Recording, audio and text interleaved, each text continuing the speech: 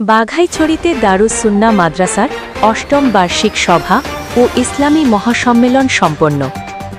বিস্তারিত দেখুন মোহাম্মদ আসিফ ইসলাম সাইফের প্রতিবেদনে। রাঙামাটির বাঘাইছড়ি উপজেলার মুসলিম ব্লক দারুস সুন্নাহ তাহফিজুল কোরআন মাদ্রাসা ও এতিমখানার অষ্টম বার্ষিক সভা ও ইসলামী মহাসম্মেলন অনুষ্ঠিত হয়েছে। রবিবার ৪ জানুয়ারি ২৬ বাদ আসর দারুস সুন্নাহ তাহফিজুল কোরআন মাদ্রাসা ও এতিমখানার পরিচালনা কমিটির ও বৃহত্তর মুসলিম ব্লক এলাকাবাসীর উদ্যোগে উপজেলা মডেল মসজিদ সংলগ্ন ময়দানে এই ইসলামী মহাসম্মেলন অনুষ্ঠিত হয়।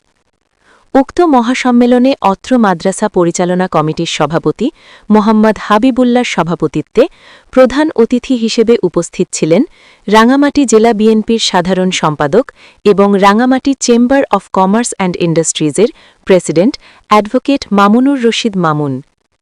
এ সময় অত্র মাদ্রাসা পরিচালনা কমিটির সাধারণ সম্পাদক মোহাম্মদ আজগর আলীর সঞ্চালনায় বিশেষ অতিথিদের মধ্যে উপস্থিত ছিলেন বাঘাইছড়ি উপজেলার প্রশাসনিক কর্মকর্তা ও রাজনৈতিক নেতৃবৃন্দ।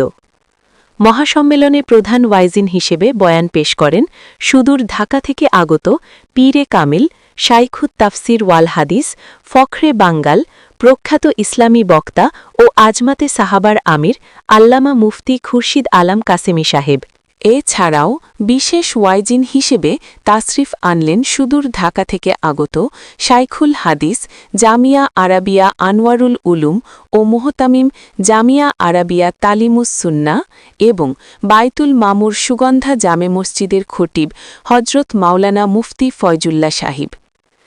উক্ত মহাসম্মেলনে আরও বিশেষ ওয়াইজিন হিসেবে বয়ান পেশ করেন সুদূর ঢাকা থেকে আগত মগবাজার দিলুরোড মাদ্রাসার শিক্ষা পরিচালক ও মগবাজার দিলুরোড মাদ্রাসা মসজিদের খতিব হজরত মাওলানা মুফতি আবু বকর সুহাইল সাহেব সহ আরও স্থানীয় সম্মানিত উলামায়ে কেরামগণ।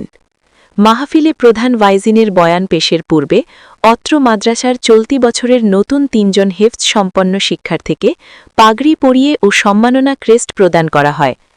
এ সময় সম্মাননা প্রদান করেন আল্লামা মুফতি খুরশিদ আলম কাসেমি এবং অত্র মাদ্রাসার মুহতামিম মাওলানা মুফতি সোলাইমান খান। পরে হেফজ সম্পন্ন শিক্ষার্থীদের গর্বিত অভিভাবকদের ফুলের মালা পরিয়ে সম্মাননা জানান মাদ্রাসা পরিচালনা কমিটির সভাপতি মোহাম্মদ হাবিবুল্লাহ।